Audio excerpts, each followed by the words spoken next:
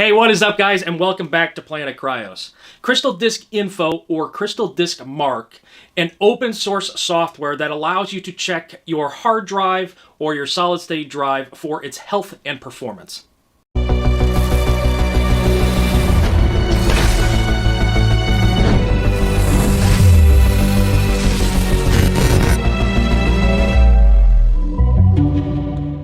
So in my last video, I did say that I was going to show you how to download and utilize the Crystal Disk Info and Crystal Disk Mark.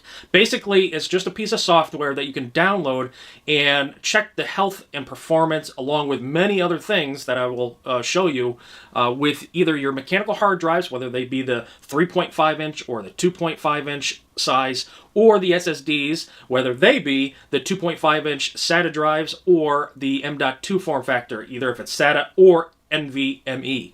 So yes, I want to go ahead and get over to my computer and show you exactly how to download this and save it either to a USB, or you can keep it right on your computer if you want. So let's get going.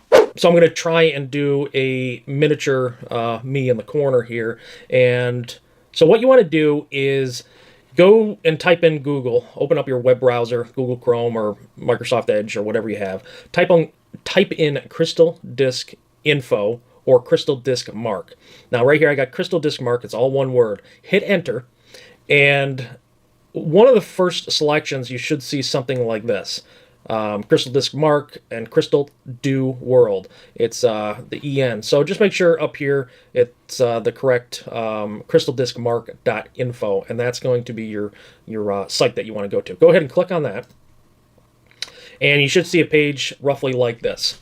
Now these downloads can you can have anime downloads if you want. I think it's ridiculous, but you can do that nevertheless. So what you're going to want to find here is you can either go to the download section. These are quick downloads. So I believe that they used to have what's called portable versions. It doesn't seem like they have them anymore. I've checked certain downloads. So this kind of has to be installed in your computer versus a portable version you could just have on your desktop or on a thumb drive. You can still put it on a thumb drive, and I do, but it has to be installed versus just a portable version. So anyway, right at the top it says quick downloads. You can see various downloads here. We're going to start with the Crystal Disk Mark right here, and just go ahead and click on that once. Don't worry about anything else that's on the page or what it's looking like off the screen. Oh no, it's on the screen. It looks like down here it downloaded down in the left-hand corner.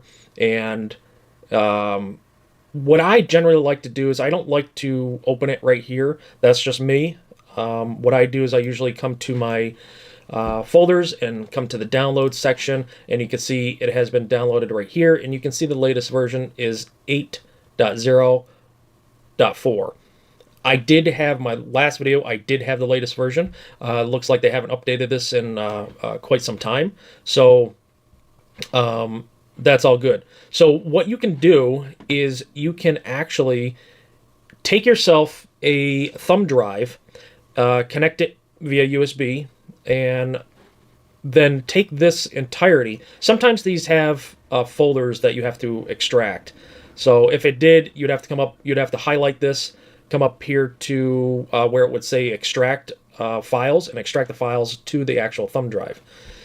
Since it does not, hang on a second, I'm going to grab a thumb drive.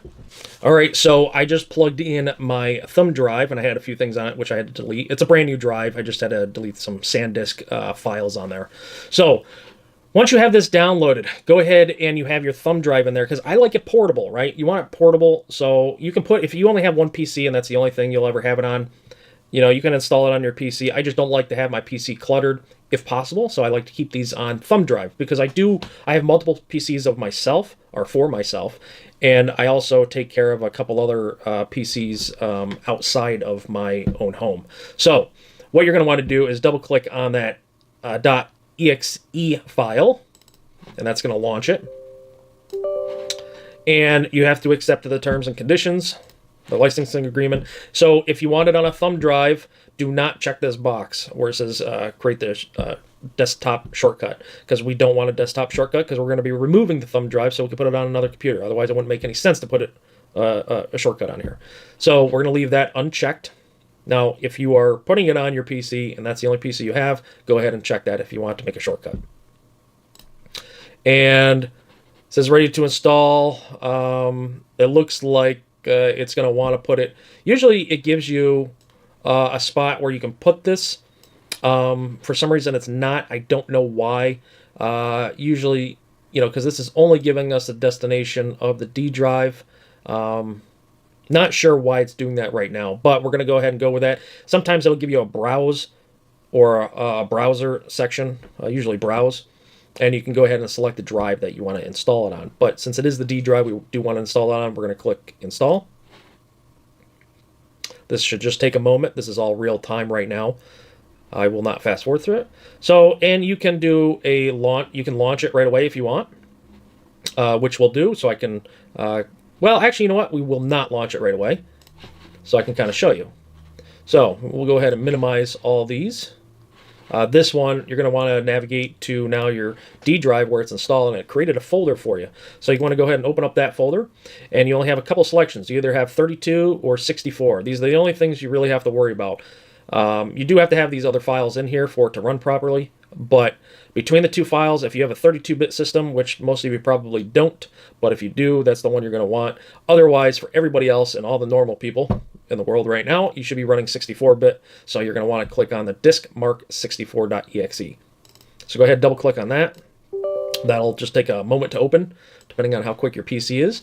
And now here's the section where you can choose what drive you want to test. So if you have one drive in your PC, it's pretty simple, pretty straightforward. It's only going to have one selection. So if you look over here, you'll see you'll have the C drive right now is selected. It tells you the percentage, how full it is, and all that. So that's great.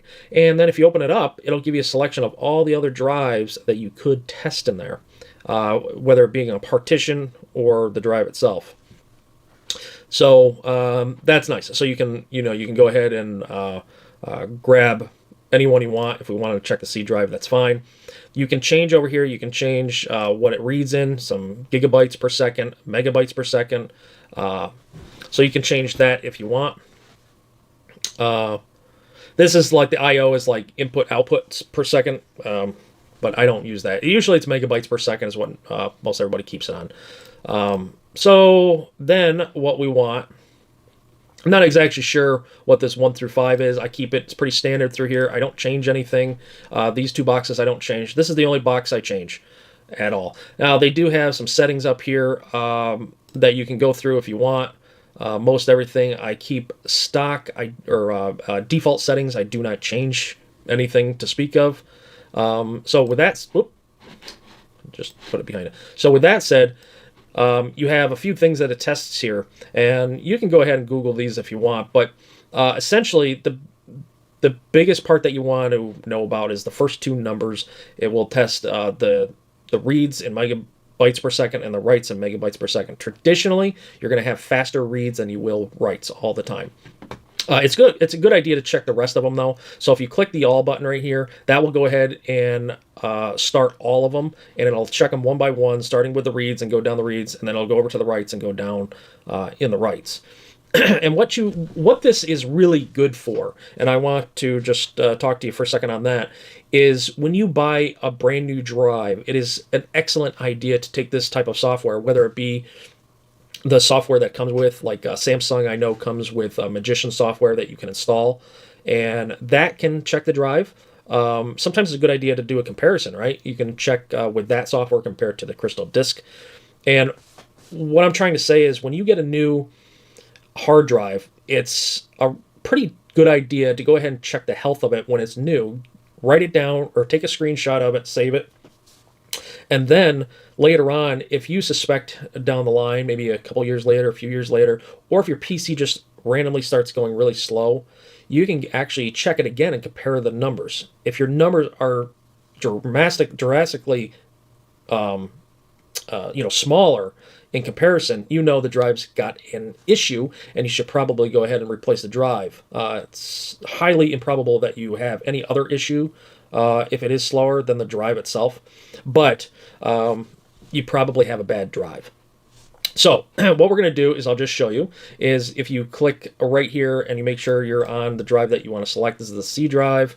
I do have a Samsung Evo 370 Plus, or an Evo Plus 370 in there, and this we should be getting results around the 34 to 3600 in the write, or in the reads, and about 3200 or so to 3400 in the writes. So if we click this once, and I'll probably fast forward through a little bit of this so I can, because otherwise this takes about a minute to fully complete with this. But right there, boom, we're up at 3546.